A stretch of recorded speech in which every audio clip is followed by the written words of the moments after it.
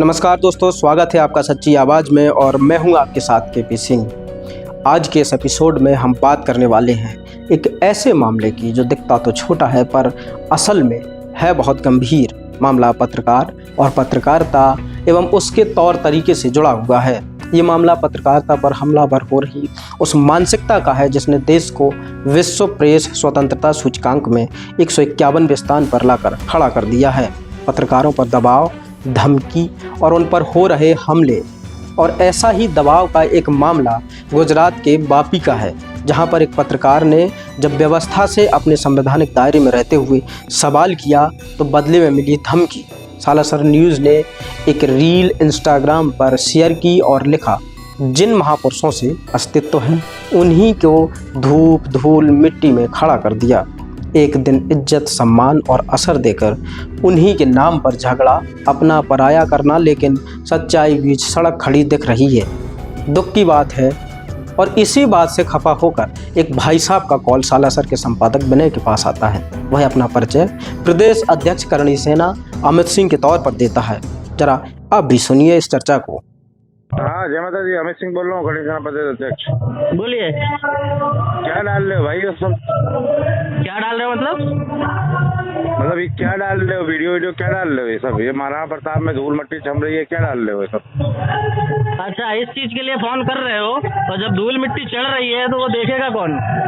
नहीं तो बाकी न्यूज नहीं है क्या? पत्रकारिता करनी है तो सही से करो ना भाई। बाकी चीज में तो है न्यूज। तो मैं अपने हिसाब से ही करूंगा ना, आपसे पूछ के थोड़ी करूंगा कैसे करनी है मुझे। अरे मेरे भाई, बाकी मुद्दे भी तो है, उसमें क्यों सो रखे हो? अरे भाई, मेरी इच्छा, मुझे क्या चलाना है क्या नहीं चलाना, मैं अपने हिसाब से चलाऊंगा, आपसे पूछ के चलाऊंगा। एक मेरी बात सुनो, आप ये डाल रहे हो कि आपस में महाराणा प्रताप की वो हो रही है, लड़ाई हो रही है, झगड़ा हो रहा है। कौन सा लड़ाई झगड़ा हो रहा है?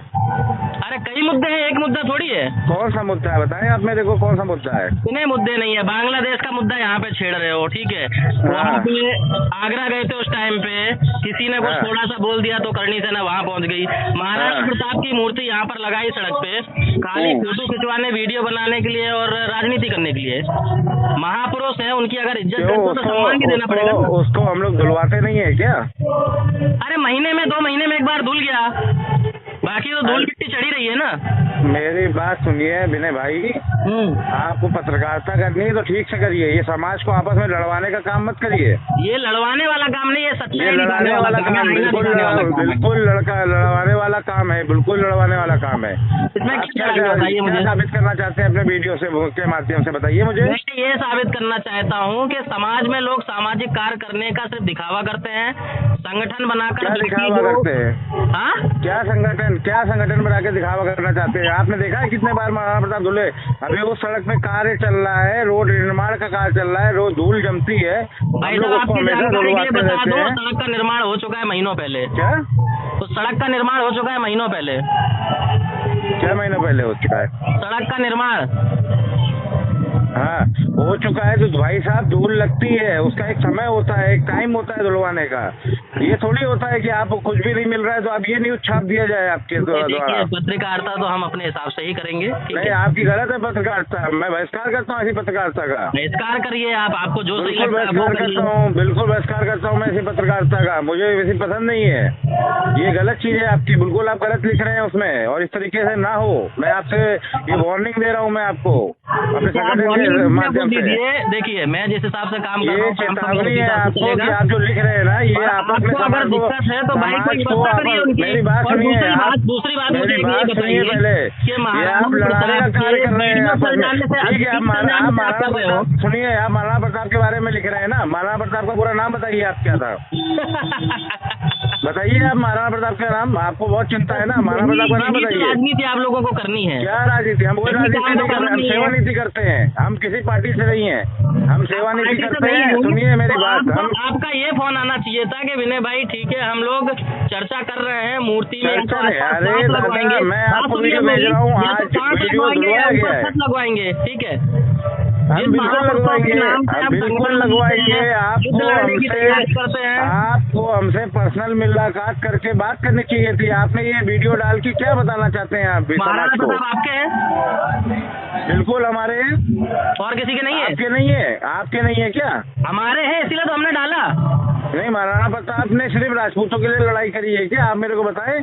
भाई साहब, आप लोग बस यही मुद्दा तो खींचते हैं, राजपूतों के लिए लड़ाई की। अरे उन्होंने सब समाज के लिए लड़ाई करी है, महाराणा प्रताप समाज के लिए। आपने जब जो कार्यक्रम किया था उसमें अदर समाज से कितने लोगों को बुलाया था? महाराणा प्रताप की जब मूर्ति लगाई गई थी, समाज से कितने लोगों को बुलाया था?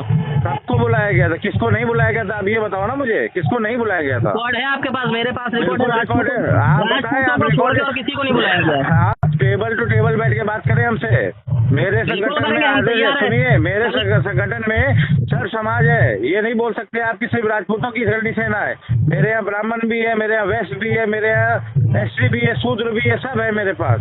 मैंने इस बारे में चर्चा ही नहीं की भाई साहब। नहीं यार, तो आप ये कैसे बोल रहे हैं कि मैंने सिर्फ राजपूतों को बुलाया था? हाँ, बिल्कुल गलत बात है। डाटा होगा, आप डाटा उठा के देखिए। मेरे पास पूरा डेटा है और मेरे समाज में मैं आपको लेसन में लिख के दे सकता हूँ कि कौन कौन आया था। ठीक है, दीजिए आप, कल मैं आपके साथ बात कर लेता हूँ। आपका बिल्कुल बात करिए, लेकिन मैं आपको एक चेतावनी देना चाहता हूँ इस फोन के माध्यम से कि दोबारा भविष्य में ऐसा कार्य ना करें जो आपने लिखा है, ठीक है ना? देखिए भाई साहब, आपका सम्मान है, सुनिए, आपका सम्मान है, हमेशा बना रहेगा, लेकिन ये चीज।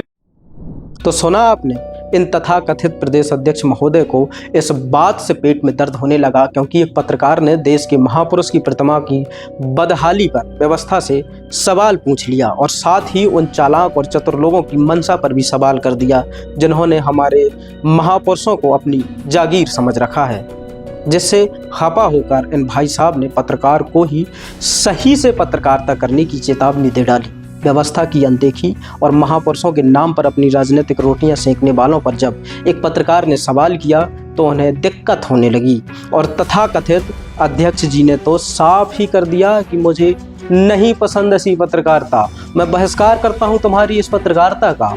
इन भाई साहब को अब बताइए कौन समझाए कि पत्रकार तुम जैसे दो कौड़ी के लफंगे को खुश करने के लिए पत्रकारिता नहीं कर रहा होता है, वह पत्रकारिता कर रहा होता है व्यवस्था से सवाल करने के लिए, जनता की मेहनत और उसके प्रति जिम्मेदारों से जवाबदेही तय करने के लिए।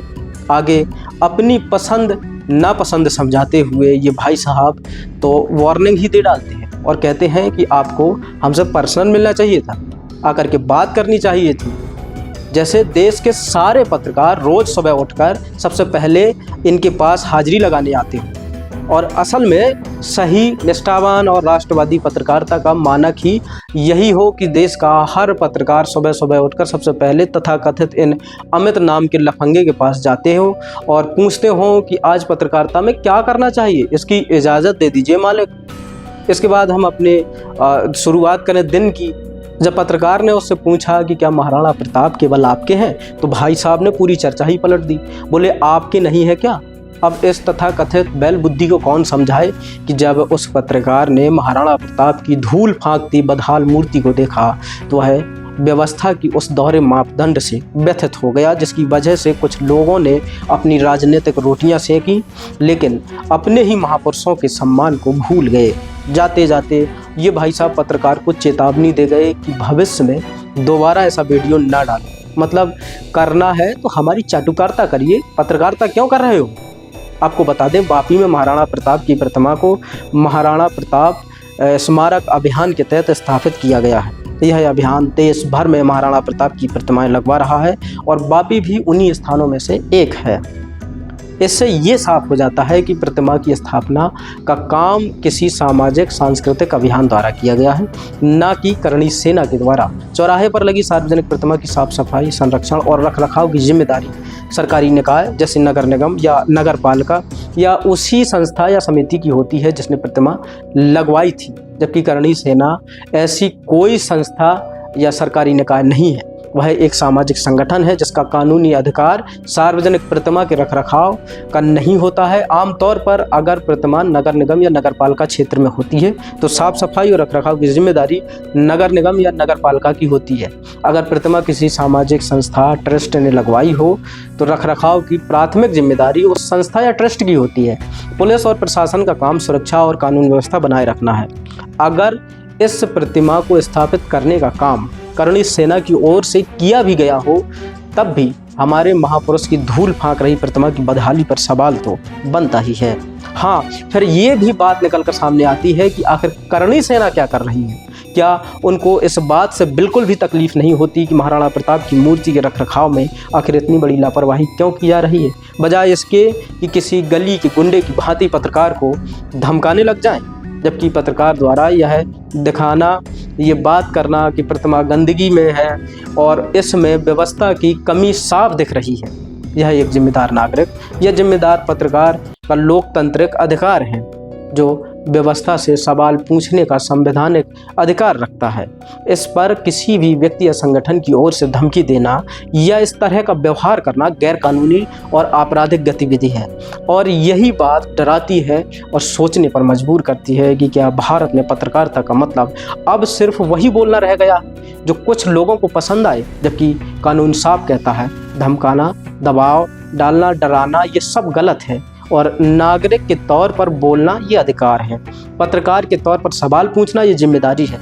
महाराणा प्रताप किसी एक के नहीं, हम सब के हैं। उनकी प्रतिमा का सम्मान होना चाहिए।